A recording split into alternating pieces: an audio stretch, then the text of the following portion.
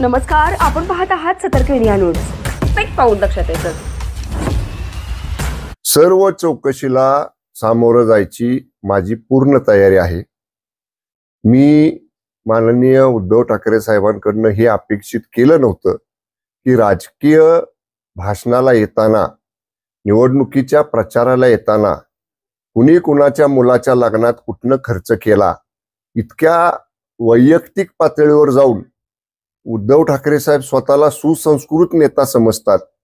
मी म्हटलं तसं ते तर मुख्यमंत्री होतच नाहीत, सोडून द्या. त्यांनी मुख्यमंत्री होण्यासाठी कशा पद्धतीनं महाविकास आघाडी केली आणि 2.5 वर्ष शिवसेनेचं चिन्ह आणि शिवसेना पक्ष कसा कुणाच्या दावणीला नेऊन बांधला हे उभ्या महाराष्ट्रानं बघितलेला आहे. त्या माझ्या मुलाच्या लग्नात झालेला खर्च हा ऑन रेकॉर्ड आहे. मी सर्व यंत्रणा ज्या आहेत त्या सर्व यंत्रणांकडे मी, माझी पत्नी, आम्ही इन्कम टॅक्स भरतो. त्यामुळं त्याच्या बाबतीतल्या सगळे रेकॉर्ड माझ्याकडे आहे. कसल्याही कुठल्याही चौकशीला मी सामोरं जायला तयार आहे. विकास कामांवर बोलायचा मुद्दा उद्धव ठाकरेंकडे नाही. मी मुख्यमंत्री झाल्यावर राज्याला काय विजन देईन, पाटण तालुक्यातल्या पाटण विधानसभा मतदारसंघात तुम्ही प्रचाराला आला होता. पाटण तालुक्यासाठी माझ्या काय योजना आहेत ह्याच्या बाबतीत काय बोलले का? माझ्या पोराचं लग्न काढलं, मला लुटमार म्हणले.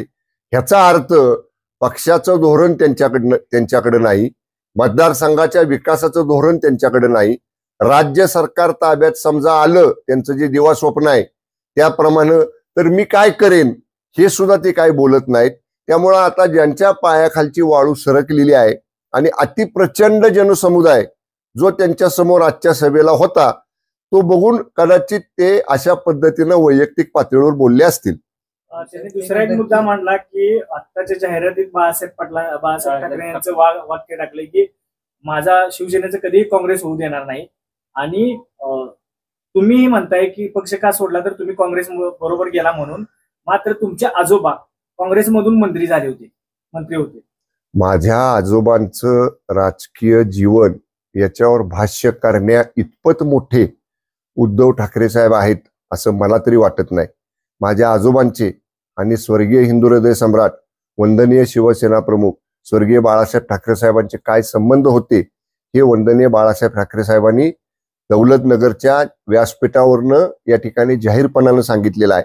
जरूर लोकनेते स्वर्गीय बाळासाहेब देसाई साहेब हे काँग्रेसमधनं मंत्री झाले होते, हे सत्य आहे.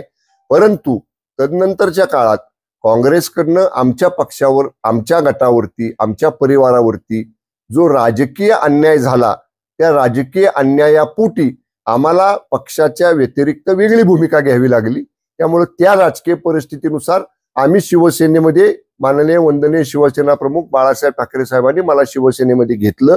स्वर्गीय मनोहर जोशी सर हे त्याचे साक्षीदार होते. त्यामुळं आता ज्या गोष्टींमध्ये त्या काळामध्ये मनोहर जोशी सरांनी, वंदनीय हिंदू हृदय सम्राट स्वर्गीय बाळासाहेब ठाकरे साहेबांनी, बाळासाहेब देसाईंचा नातू हा पोलादी पुरुषाचा नातू हा शिवसेनेमध्ये पाहिजे अशा पद्धतीचं गौरव उद्गार काढून मला सन्मानाने शिवसेनेत घेतलं होतं.